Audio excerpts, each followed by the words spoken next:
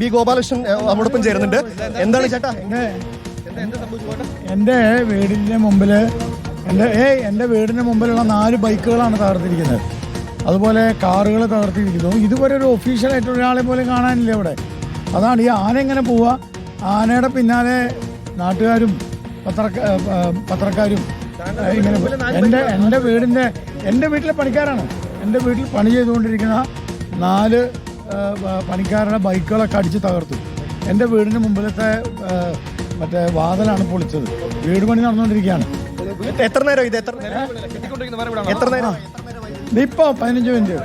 ഇതാണ് ഈ BJP നേതാവ് ബി ഗോപാലകൃഷ്ണന്റെ വീടിന് മുന്നിലെ പണിക്കാരുടെ വാഹനങ്ങളൊക്കെ തകർത്തു എന്നുള്ള വിവരമാണ് ലഭിക്കുന്നത്. ഒരു തരത്തിലുള്ള ഒഫീഷ്യലായിട്ടുള്ള ഒരു നടപടികളും ആനയെ തളയ്ക്കാനുള്ള നടപടികൾ ഇപ്പോൾ നടക്കുന്നില്ല. ഫോറസ്റ്റ് ഉദ്യോഗസ്ഥരോ അല്ലെങ്കിൽ എലിഫൻസ് കോടതി ഉദ്യോഗസ്ഥരോ ഒന്നും തന്നെ സ്ഥലത്തേക്ക് എത്തിയിട്ടില്ല. കാരണം ഇത് കുളിപ്പിക്കാൻ കൊണ്ടുപോയ ആനയായിരുന്നു. ആ വഴിക്ക് തിരിച്ചു വരുന്ന വഴിയാണ് ഇടയുന്നത്. അതിനാൽ തന്നെ ഒരു മുൻകരുതലൊന്നും സ്വീകരിച്ചിരുന്നില്ല. പെട്ടെന്ന് ആന ഇടഞ്ഞു.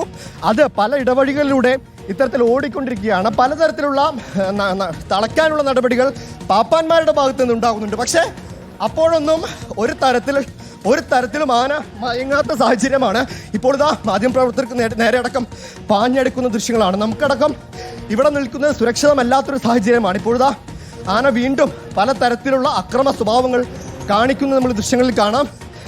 നിരവധി വീടുകളുള്ള സ്ഥലമാണ്, ചുറ്റും വീടുകളാണ്. ആളുകൾ ഏത് സമയം പുറത്തേക്ക് ഇറങ്ങാം. ഇതറിയാതെ പുറത്തേക്ക് ഇറങ്ങാനടക്കം സാധ്യതയുണ്ട്. അതുകൊണ്ട് തന്നെ കൃത്യമായി ഈ ഭാഗത്തുള്ളവർ ശ്രദ്ധിക്കണം. തൃശ്ശൂർ നഗരത്തിൽ വിയ്യൂരിലാണ് പ്രധാനപ്പെട്ട പല പാതകളെയും കണക്ട് ചെയ്യുന്ന ഒരു സ്ഥലമാണ്. ഈ സ്ഥലത്താണ് ഇത്തരത്തിൽ ആന ഇടഞ്ഞുകൊണ്ട് വലിയ പരിഭ്രാന്തി ഉണ്ടാക്കിയിരിക്കുന്നത്. അല്പനേരം ഏകദേശം അരമണിക്കൂറിൽ കൂടുതലായി ആന ഇങ്ങനെ തുടരുന്നു. പക്ഷേ ഇപ്പോഴും ഗേറ്റാണെന്നറിയില്ല, എന്തോ തകർത്ത് റോഡിൽ ഇട്ടിട്ടുണ്ട്. വിയ്യൂരിലാണ് ആന ഇടഞ്ഞിരിക്കുന്നത്. നഗരമധ്യത്തിൽ ഇടഞ്ഞ ആന പരിഭ്രാന്തി സൃഷ്ടിക്കുകയാണ്. ഇപ്പോൾ ആന അവിടെ നിന്ന് എന്തോ വെള്ളം എടുത്ത് ഇപ്പോൾ ഒരു വീടിന്റെ ഉള്ളിലേക്ക് കയറുന്നുണ്ട്. അതോ വീടിന്റെ പുറത്ത് നിൽക്കുന്നുണ്ട്. മതിൽ തകർക്കുകയാണോ അതോ അവിടുന്ന് ടാങ്കിൽ നിന്ന് വെള്ളമെടുത്ത് അടിക്കുകയാണോ എന്നറിയില്ല. ആനയുടെ ഒരു ഭാഗം മാത്രമാണ് ഇപ്പോൾ നമുക്ക് കാണാൻ കഴിയുന്നത്. നേരത്തെ ഒരു കാറ് തകർത്ത് അത് മതിലിനോട് ചേർത്ത് വെച്ച് ഞെരുക്കിയിരുന്നു. 3 ബൈക്കുകളും തകർത്തിരുന്നു. ഇപ്പോൾ കൊമ്പ് കൊണ്ടാണ് നേരത്തെ ഒരു കാറെടുത്ത് ചരിച്ച് ഈ മതിലിനോട് ചേർത്ത് വെച്ചിരുന്നു. നമുക്ക് ആ ദൃശ്യം ഒരിക്കൽ കൂടി ഒന്ന് കാണിക്കാം. ആന കൊമ്പ് കൊണ്ട് കാറ് ചരിച്ചും ഭിത്തിയോട് ചേർത്ത് വെച്ചിരുന്ന ഒരു ദൃശ്യമുണ്ട്. ആ ദൃശ്യം കൂടി നമുക്ക് കാണിക്കാം. ഒപ്പം ഇപ്പോൾ ആന നിൽക്കുന്നത് ഒരു വീടിന് തൊട്ട് മുന്നിലാണ്. ജനവാസ മേഖലയാണ്, റെസിഡൻഷ്യൽ ഏരിയ ആണ്, വിയ്യൂരാണ്. ധാരാളം ആളുകൾ ഈ സമയത്തൊക്കെ പുറത്തിറങ്ങുന്ന സമയമാണ്. ഇപ്പോൾ അവിടെ പോലീസുകാർ എത്തിയിട്ടുണ്ട്. ഫോറസ്റ്റ് ഓഫീസിൽ അധികാരികളെ വിവരം അറിയിച്ചിട്ടുണ്ട്. നാട്ടുകാർ ആനയുടെ പിന്നാലെ നടക്കുന്നു. ആന ചങ്ങല പൊട്ടിച്ച് വിയ്യൂരിൽ ഈ റെസിഡൻഷ്യൽ ഏരിയയിലെ പല ഇടവഴികളിലൂടെ നടക്കുന്നു. വിയ്യൂർ ഭാഗത്തുള്ള ആളുകളുടെ പ്രത്യേക ശ്രദ്ധയ്ക്ക് ഒരു ആന അവിടെ ചങ്ങലയൊക്കെ പൊട്ടിച്ച് നടക്കുന്നുണ്ട്. കുട്ടികളെ പുറത്തേക്ക് ഇറക്കണ്ട, വീട്ടിൽ തന്നെ നിങ്ങൾ കുട്ടികളെ ഇരുത്തുക.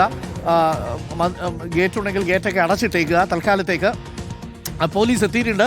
പരിഭ്രാന്തി വേണ്ടതില്ല, പക്ഷേ എങ്കിലും ഒരു ജാഗ്രത വേണം. ആന അല്പം അപകട നിലയിലാണ് ഉള്ളത് എന്നാണ് മനസ്സിലാക്കുന്നത്. കാലിൽ ചങ്ങലയുണ്ട്. ആ ചങ്ങല ഇപ്പോൾ ഉപയോഗിച്ച് ആനയെ തളയ്ക്കാനുള്ള ശ്രമം നടത്തുന്നുണ്ട് എന്നാണ് നമ്മൾ മനസ്സിലാക്കുന്നത്. നമുക്ക് ആ ദൃശ്യങ്ങൾ കൂടി കാണാം. ഒരു ഭാഗത്ത് ഇപ്പോൾ ആനയെ ചങ്ങല കൊണ്ട് കെട്ടി തളയ്ക്കാനുള്ള ശ്രമമാണ് ഇപ്പോൾ നടത്തുന്നത്.